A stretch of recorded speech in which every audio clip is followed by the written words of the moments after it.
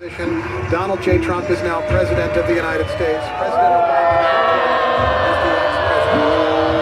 And Mr. Trump, for the moment, steps loose in for the inaugural address. What a great honor to be able to introduce for the first time ever anywhere the 45th President of the United States of America, Donald.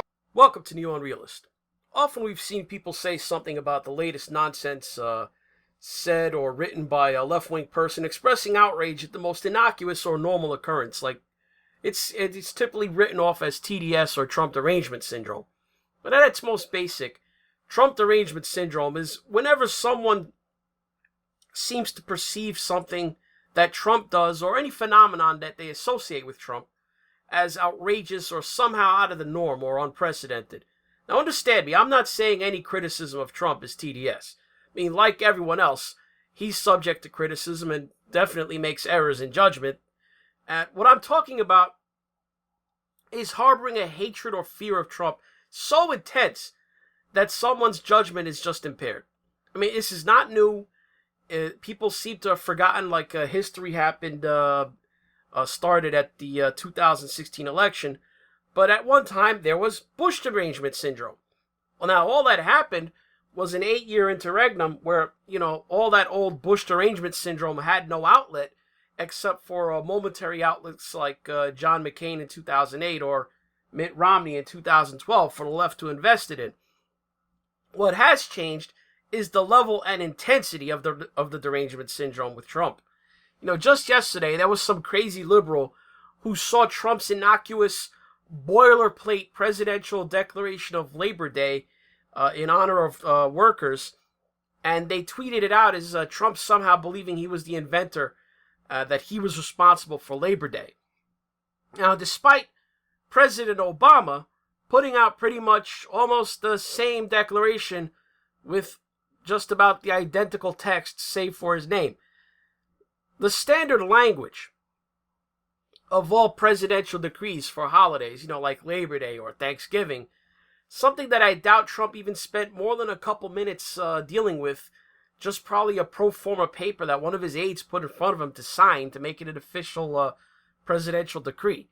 But that's neither here nor there. At the very least, that crazed blue checkmark was criticizing something that Trump actually did personally, and his outrage is limited to Trump and Trump alone.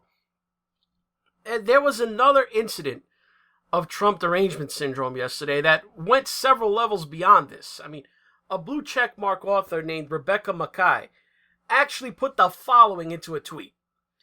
Is anyone else really uncomfortable these days by anyone wearing any kind of red baseball cap? Like, I see one and my heart does weird shit, and then I finally realize it only says Titleist or whatever. Maybe don't wear red caps anymore, normal people. I mean, you hear that? She then quickly added to that tweet, replying to her own tweet. Also, for the love of God, the clever folks wearing Make America Read Again or whatever caps, no, you're not. You're making everyone scared. Don't do it. And this is a grown woman expressing discomfort with the mere sight of a person wearing any kind, her words, any kind of red baseball cap. So she went so far as to claim a physiological effect that she suffers, with her heart doing, in her words, weird shit, even if the red hat in question is for Titleist or some other brand. She appeals to, quote, normal people not to wear red caps anymore. I mean, already, had she left it there, I'd probably still have made this video, because she's already gone beyond the bounds of rational thought and normal behavior. Normal people, quote unquote, don't get triggered by red hats.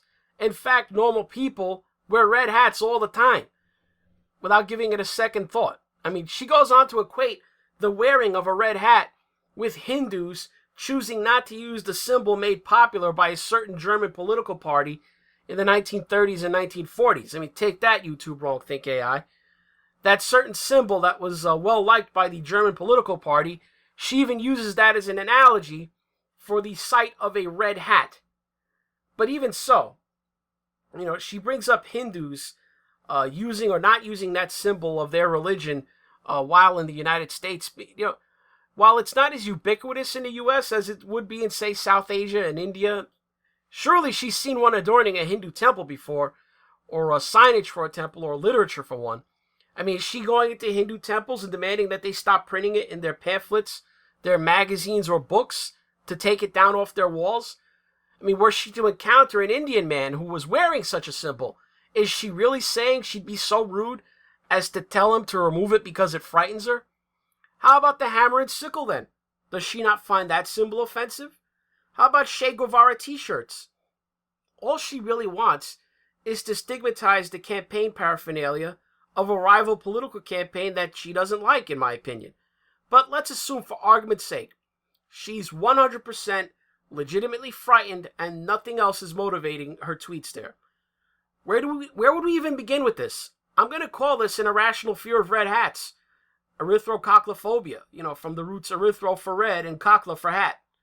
The thing is, let's say for argument's sake that this woman genuinely has an anxiety disorder that causes her to have a panic attack at the sight of a person wearing a red hat. There are a number of common everyday things that people encounter that are subjects of common phobias. We don't tell people to stop using or having those things. I guarantee that there's a lot more people afraid of dogs than are afraid of red hats. You don't see anyone proposing a ban on dog walking in public or having dogs at all, for that matter. There are people with crippling fear of needles. Trypanophobia, I believe, is the term. Do we tell people not to have sewing needles or to stop using hypodermic needles? I mean, San Francisco better end that needle exchange if that's the case. I mean, this is ridiculous. If someone tells you they're afraid of an innocuous or common thing, the remedy is not to remove all contact with it. The remedy is to desensitize the person, with that first controlled exposures to the thing in question, maybe even starting with just images, pictures of it. In the case of a red hat, you might then graduate to giving the person a red hat and telling them to put it on so that they're in control.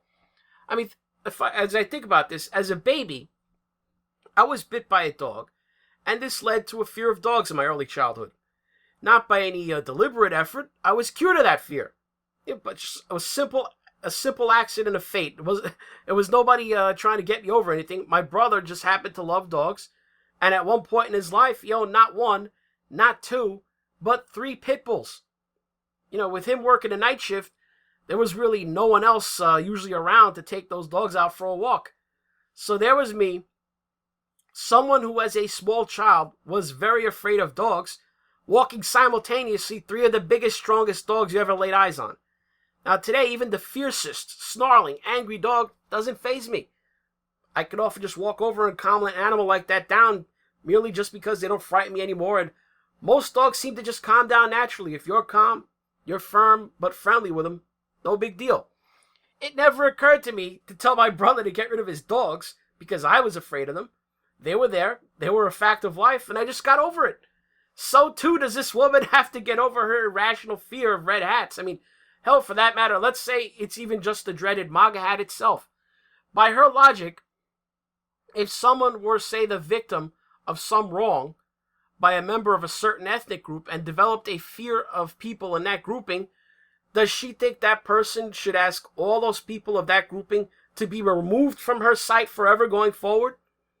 I mean, I suspect that she'd regard that as at best rude and inconsiderate, and more likely wrong and immoral. She should think of it as being afraid of flying or being afraid of the dark. You won't be able to live with a fear of flying by avoiding flying. Your boss, who needs you to be at a conference in Los Angeles, but you work out of New York, he isn't going to give you a week off so you can drive cross-country and attend a conference and then drive cross-country back to New York. If she legit fears any hat that might remotely be mistaken for a MAGA hat, I suggest that she seek professional help, as I'm certain she's going to encounter red hat wearers for the rest of her life. That's all for this NeoUnrealist. If you want to help the channel out, hit like for this video and leave a comment below. Hit the subscribe button if you're not subbed already, and click on the notification bell beside it. Set that to the all setting to keep up with newer content. If you want to support the channel by tossing your hard-earned dollars or your old Deutschmarks into the tip jar, follow the links below to Subscribe Star or PayPal. If you watch this on BitChute, use the green tip pledge button on the video player itself. Now, if you're still around to hear this after I spent the last several minutes going on about some random blue checkmark's fear of red hats and my journey from fearing to liking dogs, I commend your fortitude. Salute you. Thanks for watching.